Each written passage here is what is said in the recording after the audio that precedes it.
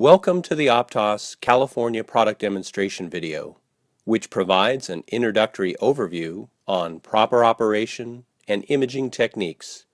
It is not intended to replace the initial on-site training or information provided by product documentation. Let's review the different parts of the California device. This is the scan head as it sits on the height adjustable table, along with the touchscreen tablet.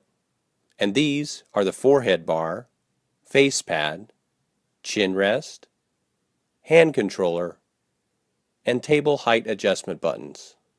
The server, which stores patient information and image files, should be on before starting up the California, but does not require login to be available to the scan head and viewing PCs. At the beginning of each day, remove the dust cover. If the device has been turned off, then locate the on-off rocker switch on the back and switch to the on position. If the device was put into sleep mode, you simply touch the blue indicator light to activate for capture. While the California is warming up, the tablet will cycle through a number of screens and perform various diagnostic tests before the indicator light at the bottom right turns green, indicating that the device is ready. This takes approximately 3 minutes.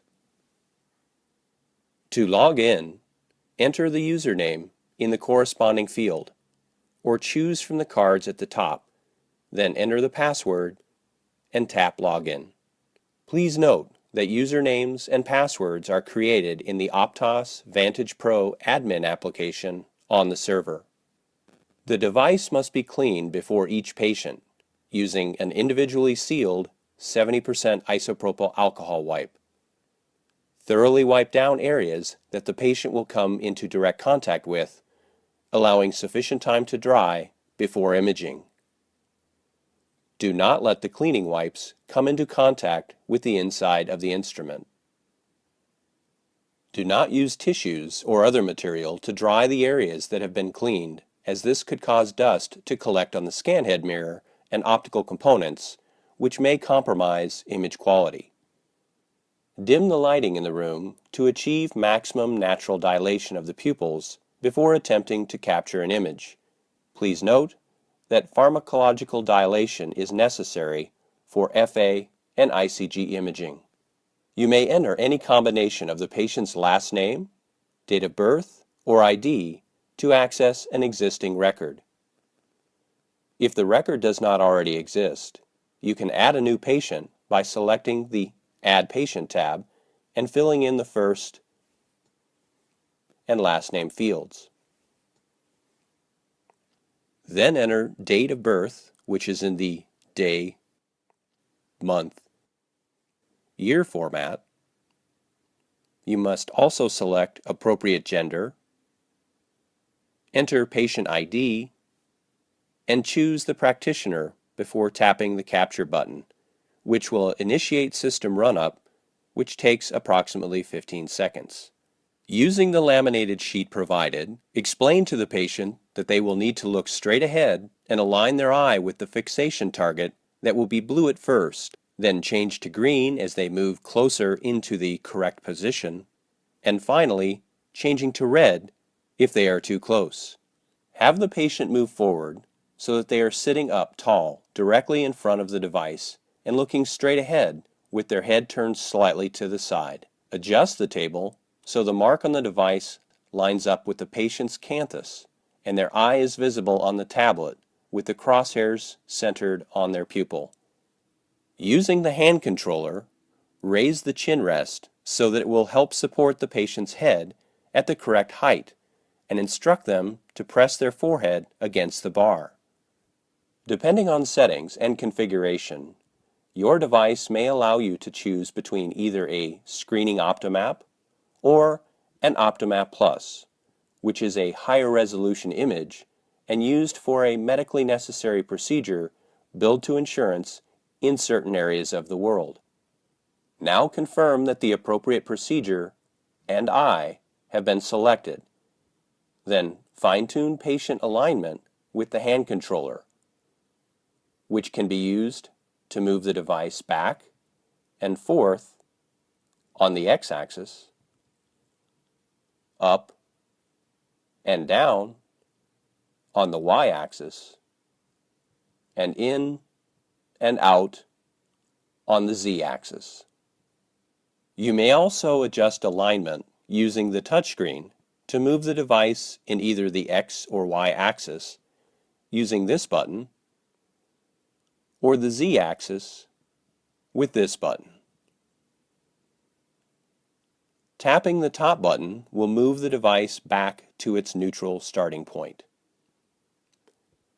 The chin rest can also be adjusted by selecting the support button and moving it up or down as necessary. You may capture an image by tapping the center of the screen when the patient's eye is optimally aligned. To capture an image using the hand controller, simply depress and release the button at the top. It is helpful to advise the patient when you are about to image in order to avoid capturing a blink, as demonstrated here. Instruct the patient to open both eyes very wide and to not move or blink in order to minimize the presence of lids and lashes in the image. Selecting the middle tab on the lower portion of the screen will allow you to switch between red-green, autofluorescence, angiography, and angiography interweaved. We will now capture an autofluorescent image of the right eye. Then change laterality from OD to OS and instruct the patient to pull back slightly, turning their head and aligning their left eye with the target. Pressing the capture button when the crosshairs are centered on the pupil and the target is green. Now switch back to red-green and remind the patient they are free to blink between images, but they should open both eyes as wide as possible and not move or blink when told just before capture. Once the session is complete, the patient can sit back, and you may press the Images tab, which will allow for a review of all captured images. Touching any thumbnail once will open that image in the larger viewing window. Touching the thumbnail a second time will select that image for editing as indicated by a check mark. You may delete the selected images from the series by pressing the Delete button and confirming with Delete Now. If the imaging session is complete, select the Close button to exit the image review screen, then tap the Finish Patient tab and the images will be pushed to the server where they will be available for review. If an image is not labeled with the correct laterality, it may be changed by selecting it and touching the Swap Laterality button before closing the image review screen and exiting the session.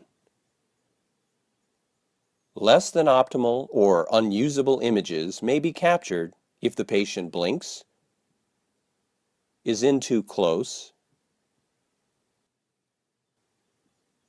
too far back, or if the crosshairs are not well centered on the pupil. Due to the fact that images are captured during a 0.3 of a second scan, blinks tend to look like this. When the patient is too close, as indicated by the red target, you will see a lot of lid and lash, as well as the iris.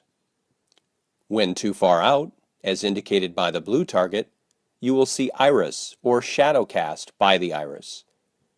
And when off-center, or if the patient moves, there may be artifact in only one portion of the image. Selecting the steering button at the top right will allow you to move the fixation target in order to change the patient's gaze and capture more of the retina in the nasal, inferior, temporal, or superior directions. Align the patient in the same manner you would for an on-axis image and capture when the target is centered over their pupil and has turned green. Notice how, in these examples of superiorly steered images, that the central pole is now lower and we are able to see considerably more of the superior retina. Auto capture may be enabled by selecting the Auto button and choosing On, which will result in the device automatically capturing an image when the patient is aligned and the target turns green. If you are doing either an FA or ICG study on the patient, select Angiography, the study eye, and specific procedure being performed. You may start the timer by touching the Start button or by depressing the Capture button on the hand controller with elapsed time displayed here. Image contrast may be decreased or increased by using the slider button at any time during the study. It may be necessary to increase contrast at the beginning of the procedure and decrease once the dye shows up in the image. When the study is complete, select Stop and confirm by pressing the Stop FA or ICG button. When you are performing a simultaneous FA and ICG study, select the Angiography Interweaved procedure, confirm laterality for the study eye, and press either the Start button on the tablet or the Capture button on the hand controller to start the timer. The device will capture an ICG image first, then an FA, and alternate throughout the study. When the study is complete, select Stop and confirm by pressing the Stop FA and ICG button. You may begin a simultaneous FA and ICG study by selecting the Angiography Interweaved procedure to start, which will allow you to capture alternating FA and ICG images. You may choose to override the interweave and manually select the desired images to be captured at any time during the session by switching to the Angiography procedure and choosing the desired image to be captured.